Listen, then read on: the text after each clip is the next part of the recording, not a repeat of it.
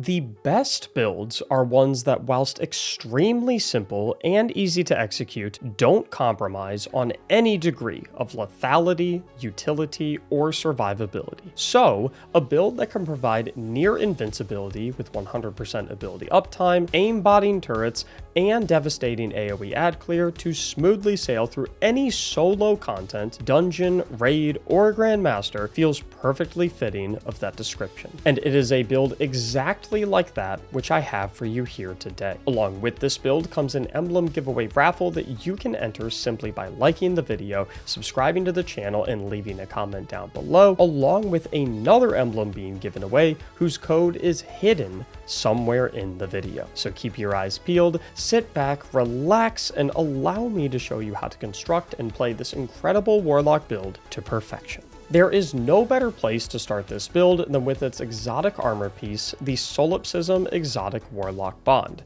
but please don't freak out if you don't own many or any of the roles of this bond, as I have an alternative exotic armor piece that you can use that will enable this build to work perfectly fine. As for the bond, my absolute favorite role for this build involves the Spirit of Inmost Light in slot 1, which upon activating any basic ability of Grenade, Powered Melee, or class ability grants a stack of empowered abilities for 5 seconds, maxing out at 2 stacks. For each stack of empowered abilities, you receive 400% bonus Grenade and Melee ability regeneration rate and 25% bonus class ability regeneration rate, capping out at 800% bonus Grenade and Melee regen and 50% bonus class ability regen at the maximum 2 stacks. We'll then want to pair this with the Spirit of Verity, where upon scoring an elemental weapon final blow matching the element of your grenade, you'll receive a stack of death throws, granting a 40% bonus to your grenade damage and a flat 0.25% grenade energy refund per second, with additional stacks increasing these benefits by 15% and 0.25% per stack respectively, maxing out at 5 stacks, for a 100% bonus to grenade damage and a 1.25% flat grenade energy refund per second. An exotic class item with these two spirits works exceptionally well to not only provide maximum ability uptime to all basic abilities, but to also provide even more uptime to our grenade in addition to doubling its damage. In the event that you do not own an Inmost Light and Verity class item, you'll want to prioritize getting a class item with the Inmost Light and any other perk until you can find this perfect pairing. The best way to go about doing this is to head to the Lost City landing zone in the Pale Heart of the Traveler destination and attune the Inmost Light perk through Ghost to significantly increase your chances of exotic class items dropping with this perk. You can then farm exotic class items by purchasing them from Zur in the tower, farming chests or overthrow events in the Pale Heart destination, or by teaming up with a friend and running the Dual Destiny exotic mission, the first weekly clear of which will reward 2 drops. If you need someone to run with, consider joining our Discord server linked in the description below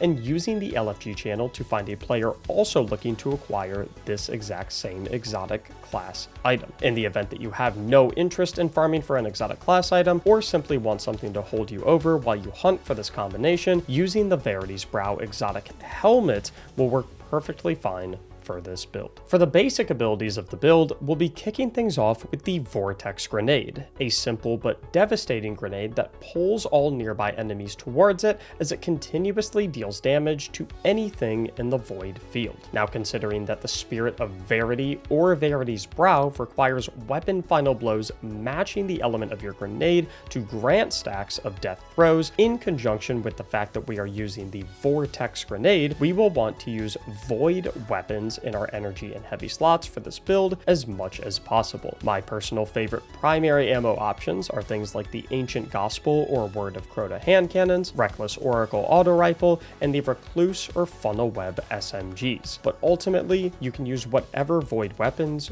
you enjoy most. Next, we'll be employing the Strand Melee ability for this build, Arcane Needle, a Seeking Strand needle that deals damage and unravels any target that it hits. Remember that Unravel is a strand debuff that effectively acts as a virus, causing unraveled targets to release 3 Seeking threads towards other enemies, dealing damage to and also unraveling targets that they hit. It's worth noting as well that defeating any target afflicted with any strand debuff will also spawn a Tangle, a pickup that can be thrown or blown up to deal AoE damage. Additionally, Arcane Needle also receives bonus melee energy regeneration when you have more charges, with 0 charges providing a 1.16x regeneration rate, 1 charge providing a 1.64x regeneration rate, and 2 charges providing a 2.6x regeneration rate, meaning that if possible, you want to do your best to stagger your usage of this melee ability for maximum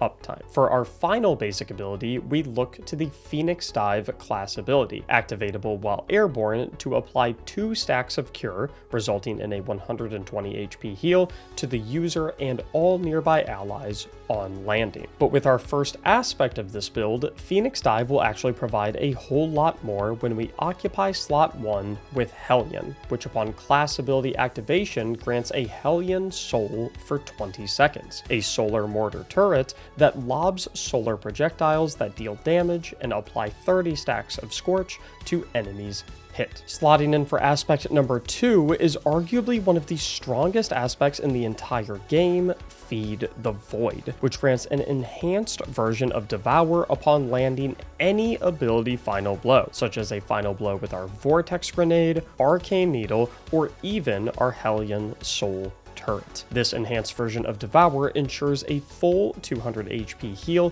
in conjunction with massive grenade ability refund and a 5-second extension to the buff itself on every single enemy kill. With these 3 basic abilities, Solar Mortar Turret, full HP heal and grenade refund on Devour kill, and the massive ability regeneration and bonus grenade damage from our exotic class item, you effectively, when used properly, have an evergreen rotation of constant ability barrages with unraveling arcane needles, AoE double damage grenades, and constant solar meteor hellion showers, all of which can be used to initiate Devour on simply 1 kill. And things only get better with the 5 fragments we are able to employ alongside our current setup, beginning with the Facet of Protection for a bonus 15% damage resistance when near a minimum of 3 enemies. And slot number 2 is the Facet of Hope, providing us with bonus class ability regeneration rate when in possession of any elemental buff. And slot number 3 is the Facet of Dawn, granting the user Radiant, a 20% weapon damage buff, when landing a powered melee hit, and granting that same buff to all nearby allies when landing a powered melee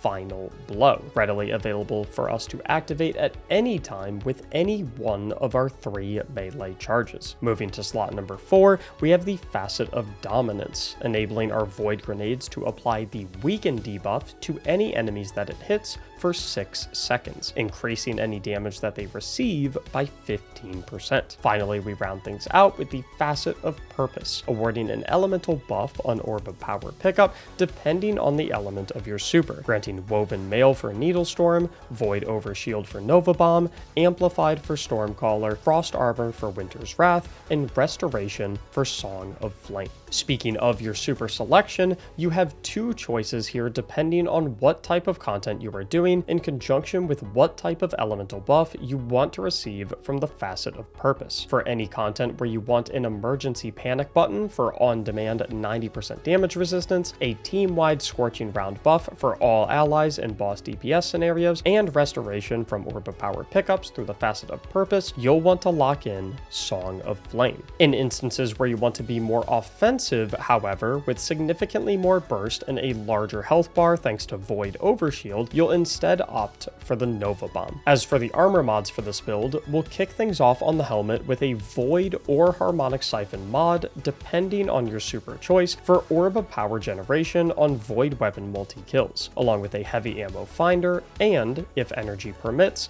a Heavy Ammo Scout. On the gloves, you'll similarly, depending on your super, look to run a copy of Void or harmonic loader for faster void weapon reload speed, a copy of bolstering detonation for class ability energy when dealing grenade damage, and a copy of focusing strike for melee ability energy when dealing grenade damage. Down on the chest, I simply recommend a concussive dampener mod in conjunction with whatever elemental resistances best suit the enemies you are currently fighting. On the boots, you'll slot in a void or harmonic scavenger mod for bonus ammo on brick pickups, as well as a void surge mod for bonus weapon damage while armor charged from Orb of Power pickup, both matching the element of your heavy ammo weapon of choice. If energy permits, you'll also want to lock in an invigoration mod for melee ability energy refund on Orb of Power pickup as well. Finally, on the class item, you'll slot in a copy of Reaper for Orb of Power generation on weapon final blows after class ability activation, powerful attraction to collect all nearby orbs on class ability activation, and a copy of Outreach for melee ability energy regeneration, of course, also on class ability activation. And while not necessary or essential to this build at all, this episode does have some episodic artifact mods that do pair extremely nicely with the unraveling melees and void weapon prioritization of this build, such as Volatile Marksman to grant volatile rounds when landing rapid void weapon multi-kills or precision hits, Maligned Harvest to apply Weaken to your next void damage instance after inflicting volatile multiple times, Void Flux to spread volatile to nearby enemies when killing a weakened enemy, and finally Horde Shuttle to spawn threadlings when dealing weapon damage to unraveled targets, made possible through your melee ability. Now, if you want to make life super easy on yourself and get right to playing with this build, you can reference it anytime using the Mobalytics written guide link down in the description, which also includes a Destiny item manager link that you can use to equip every single thing in this build to your Guardian in just one click. And if you found this build and video helpful, then please consider hitting those like and subscribe buttons while you're down there to not only support my channel, but to also catch future meta builds. I hope you enjoyed. Thank you so much for watching, and as always, have a great day.